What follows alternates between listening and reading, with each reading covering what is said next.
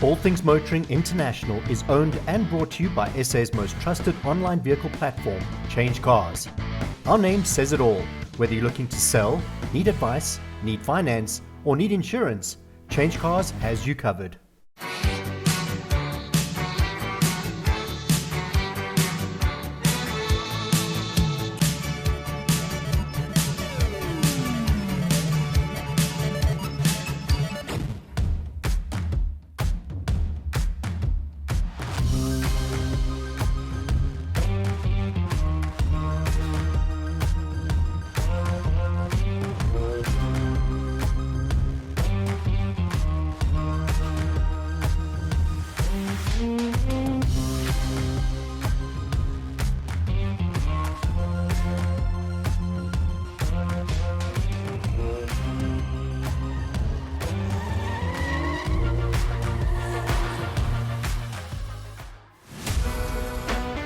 Coming up this week on All Things Motoring International, Mike visits Lion and Safari Park for some after-dark adventures, and Ernest heads to Passion for Speed at Zwartkops Raceway.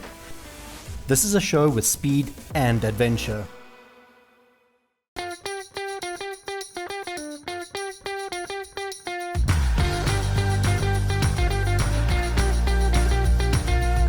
South Africa has a motorsport history that spans many decades, many years, many families, many people. It also spans across the globe, and sometimes it comes together in one location. This is that location. Welcome to Zwartkops Raceway, and welcome to Passion for Speed.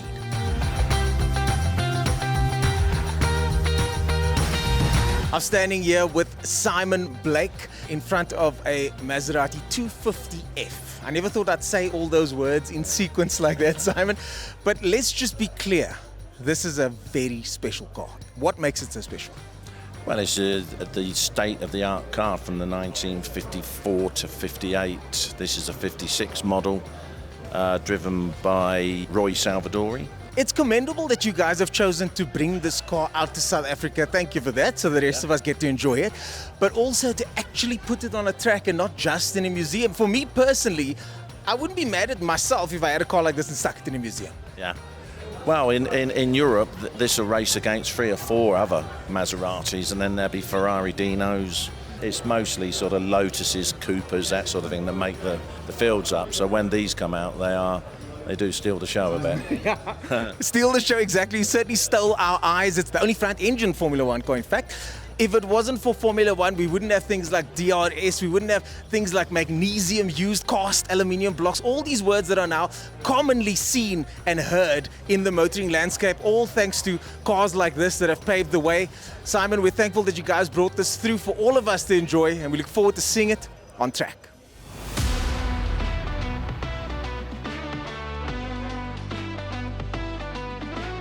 I'm chatting to a gentleman named Paddy Flynn. Paddy, in short, could you give us a brief synopsis of who you are and what you do? Okay.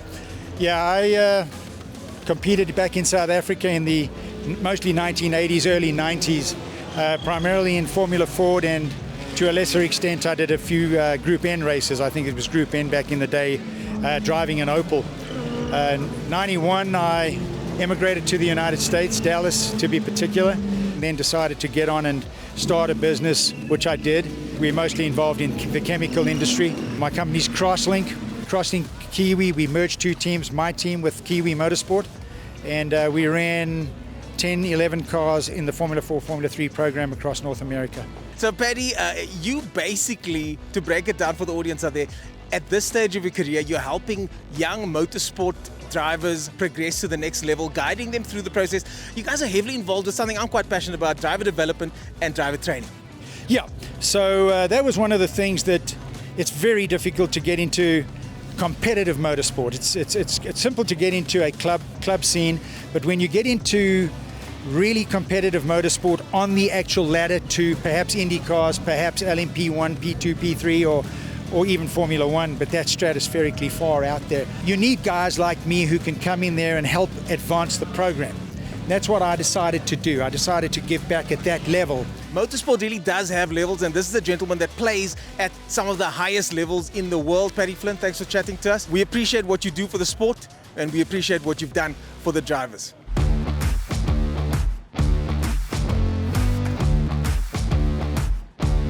Sat next to me is a very proud, very satisfied Neon the Toy from NDT Racing, driving the Marco Retta car, a Cape Town car. I myself am proud about that.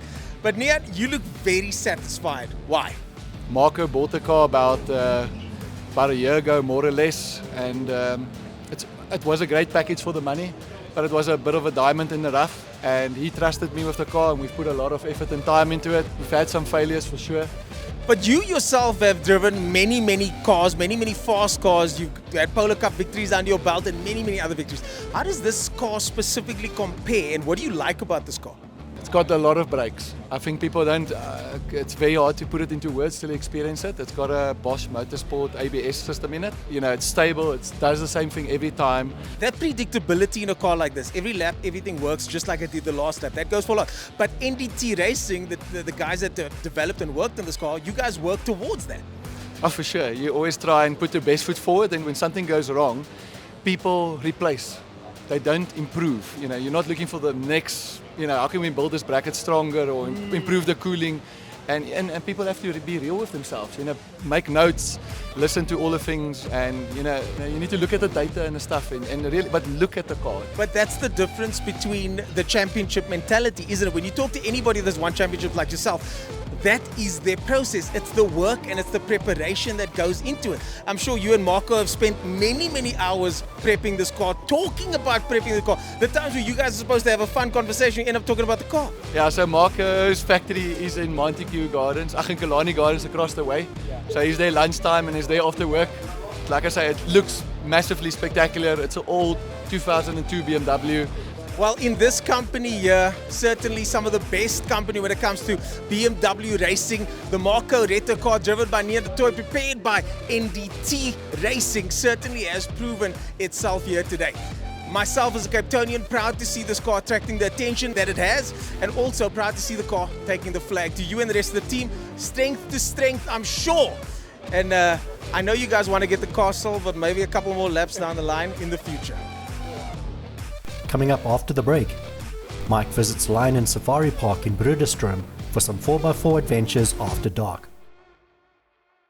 How to start an F1 car, and no, it's not just turning a key. After first warming both the engine and the oil, an electric pole is pushed into the engine to connect it to an external motor, like this one over here. This pole spins extremely quickly to kickstart the lubrication of the engine with the hot oil. When everything is up to the right temperature, buttons on the steering wheel are used to turn on the ignition. Are you looking to sell? Visit Change Cars and click on the Selling tab.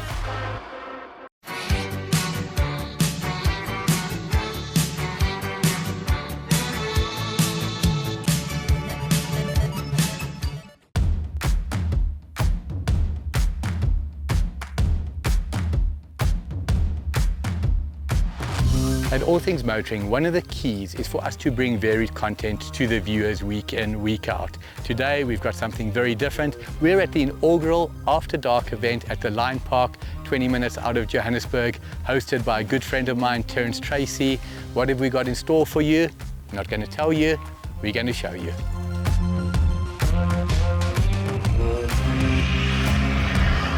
Toyota Land Cruiser, Land Rover Discovery, Mitsubishi Pajero, absolute staple diet of anyone who goes off-road. But there's one more to add, and that is the Nissan Patrol.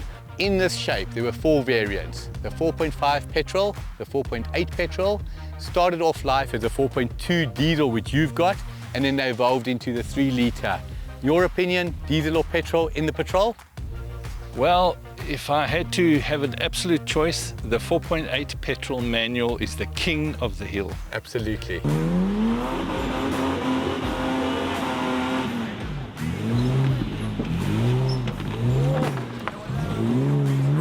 You're not the shortest guy. I mean, I'm 183 and you're towering above me. 192?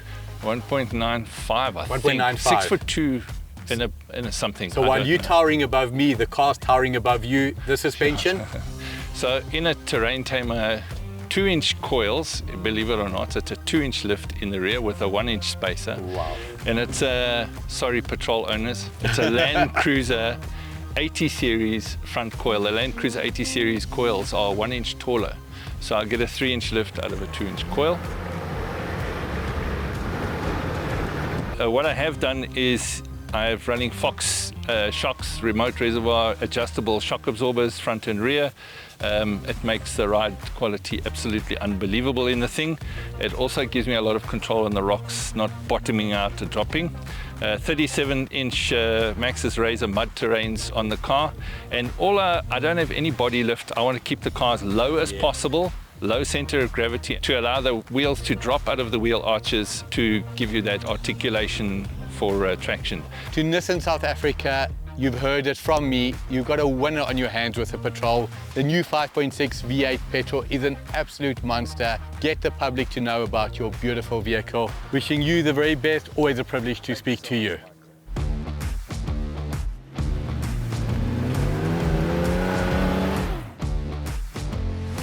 When it comes to the off-road fraternity, you've got the Toyota boys, you've got the Ford boys, you've got the Land Rover boys, and you've got the Jeep boys. But there's a smaller group for me that is stand out, and that's Mitsubishi. If there's one vehicle that I identify with off-road, it's Pajero. Why? The Dakar, absolutely standout success for Mitsubishi there.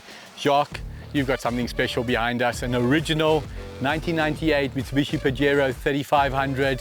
Short wheelbase, unbelievable. Tell us about it. Got it about 8 years now, and I was looking for something that can really be like a plaything. A bucky, with a diff lock, because at that stage, open diffs was a problem.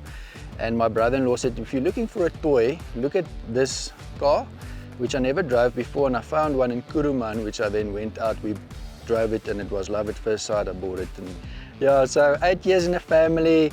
Done a little bit of customization on the suspension, went back to standard. Lovely car, front locker that I did afterwards, the reduced gear ratios, giving me that crawling ratio. So a weekend like this, a bit of a boys' weekend, you with your best friend's son. What is it about a weekend like this for you that is stand out? It's catching up with good friends, good discussion. We middle-aged. It's about relaxing, getting out of the rat race. So yeah, no, it's getting out, adding almost a little bit of anxiety and a bit of stress, but on a different type of a stress than your normal rat race stress. And it brings different adrenaline to you, and it tests your skills, and it's man and machine relationships that you need to hone in. And I think for the brain also, eye-hand coordination, in this case foot as well, it helps. Been lovely chatting to you, wishing you the very best.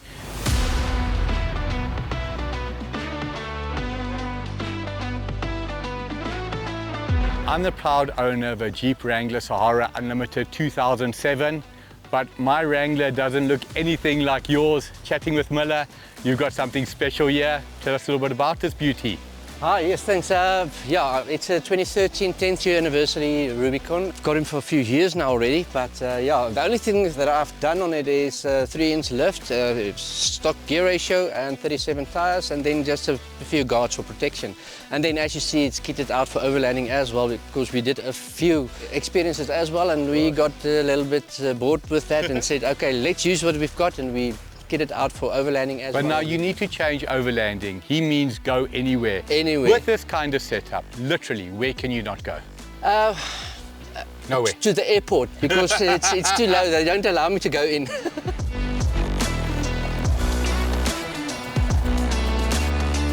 But on the road, what is it like to drive? Well, it's a solid axle front, so it's not independent. So you've got that play. That's with all solid axle vehicles. It can cruise. Let's keep it at the speed limit. But yeah, cruise control. Happy with that. With the weight and everything as well, no problem. Now, how often would you be getting out? Every weekend, once a month? How often do you try to get out? Well, we are in the field every weekend. Overlanding, 4x4 trails, there's quite a few around Pretoria as well. But yeah, we are in the field every weekend, enjoying the outdoors. What is quite clear, you've got a beautiful family, you've got an exceptional vehicle, you love the outdoors, a true South African. Lovely chatting to you, wishing you the very best. Thank you, nice to meet you guys. After Mike was done talking all things 4x4, it was time to take those 4x4s on an adventure after dark.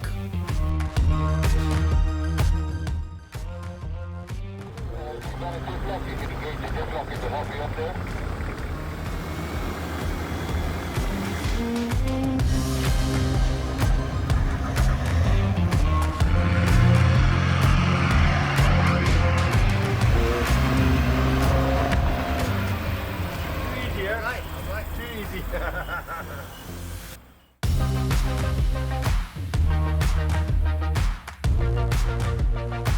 Coming up after the break, we're back with Ernest at Zwartkops Raceway, where he talks to motorsport legend and friend of the show, Clive Puzey. Did you know? The very first four-wheel drive vehicle was made in 1903 by Jacobus and Hendrik Jan Spijker. The First World War produced many new 4x4 variants. These four-wheel drive trucks were for military use, and the most successful of them was the American-made Jeffrey Quad. A four-wheel drive is a vehicle that has power from the engine transferred to all four wheels, rather than a common vehicle where it's transferred to only two wheels. Most 4x4 vehicles have different suspension to normal cars, which means there's more wheel travel and space between the bottom of the vehicle and the terrain. Looking for finance and insurance? Visit Change Cars and click on the Financial Products tab.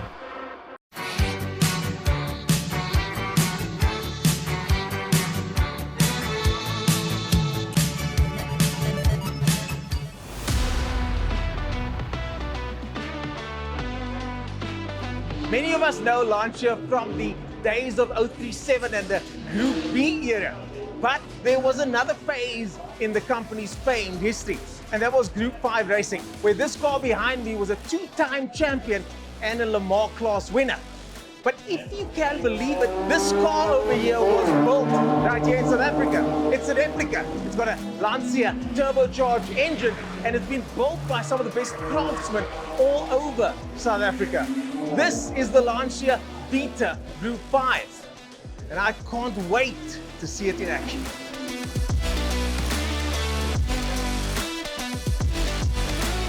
I'm with Peter Bailey from Bailey Cars. Peter, of all the cars that you guys build, and we'll show some of those cars on screen now, why are you racing this one specifically? This is a special one. It's my own, obviously my own, but it's my favorite. It really works well, it goes well, and it's hard to drive, but it's just like they were. They're hardcore, no ABS, no nothing. You pedal and steer, and that's it. That's my favorite car. Could you elaborate for me on the build of this car, the strengthening that you've done, and why is it difficult to drive? Around about 1970, these cars were just going phenomenally fast. They were doing 390 k's an hour, which is unheard of. And the first two guys in Germany wiped themselves out, and it was made of tiny aluminium, and that's it. And so much so the German test drivers said, listen, they can't drive these things. So they got an English guy by the name of David Piper. He got in and he made the car for him. The David Piper that started the Piper Revival series. He cut his teeth on these cars and he won everything. So really famous. They only made 30 original. And so I've tried to recreate them as close as I can. So we're going to leave your eyes to water. Peter Bailey about to head out on track. Certainly one of my favorite cars here today.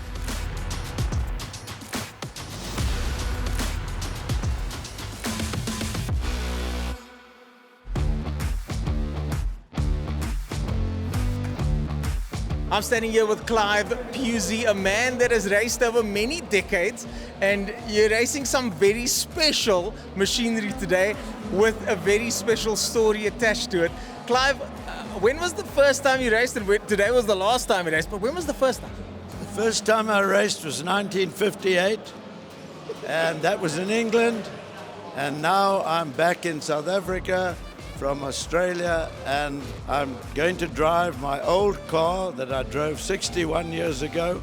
So you've been racing for a long, long time. And Clive, the angle I want to talk to you about is something that I don't think many people can give insight to.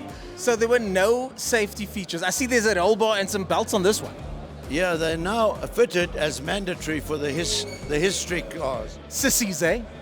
Yeah, but in my day, we never had any of that gear.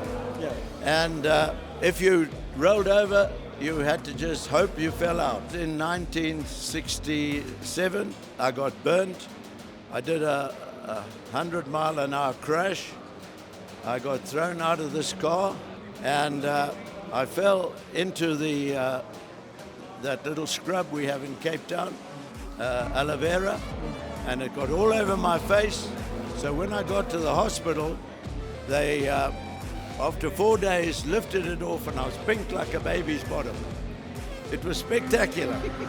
At the ripe age of 82, about to go out racing again, Motorsport certainly has a way of calling us back, and Clive here is the quintessential example of that. Let's go check out this incredible car in action, but this time with belts and a helmet.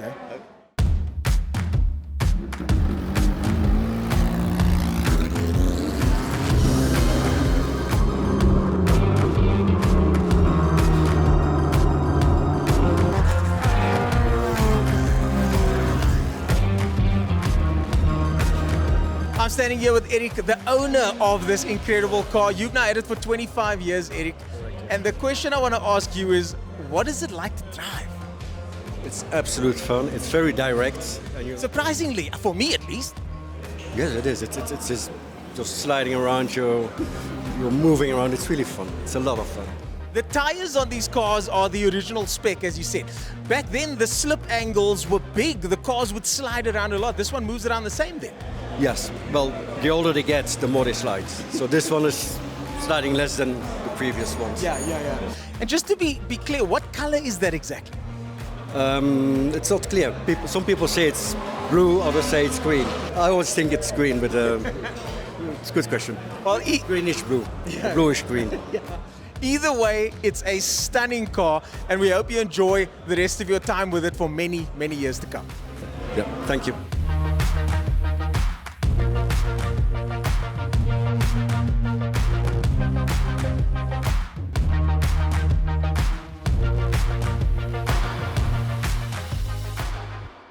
And so another day of motoring and motorsport comes to an end, and I for sure am glad that I made the trek all the way up to Zwartkops from Cape Town. Mike, you're missing out. From me here at Zwartkops Raceway, this was Passion for Speed, and I would urge all of you, if you're a motorsport fan, to come out one day and check out historic racing at its finest. It's not just historic racing, it's also some of the local BMW boys and national BMW boys.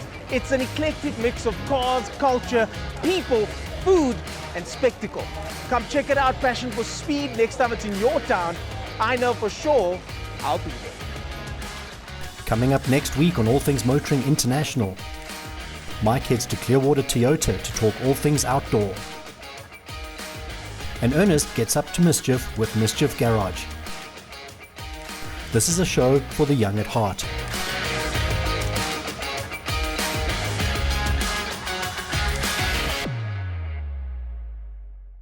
We're looking for a test driver though, do you? No, you know I'm anybody?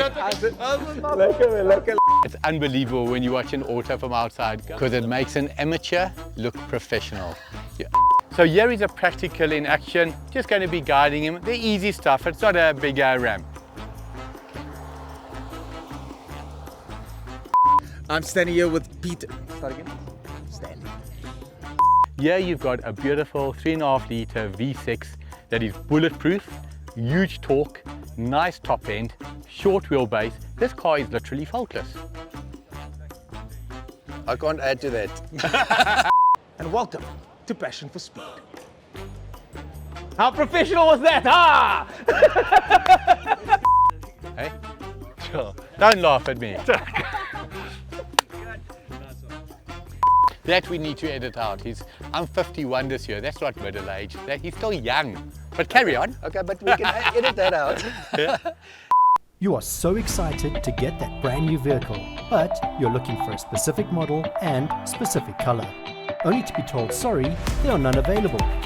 Change Cars, SA's most trusted online platform, will find exactly what you need, from A to V and everything in between. Change Cars, because that's what you want to do, and it's who we are. All Things Motoring International was brought to you by SA's most trusted online vehicle platform, Change Cars. Our name says it all. There is no safer online vehicle platform. That's not an opinion, that's a fact.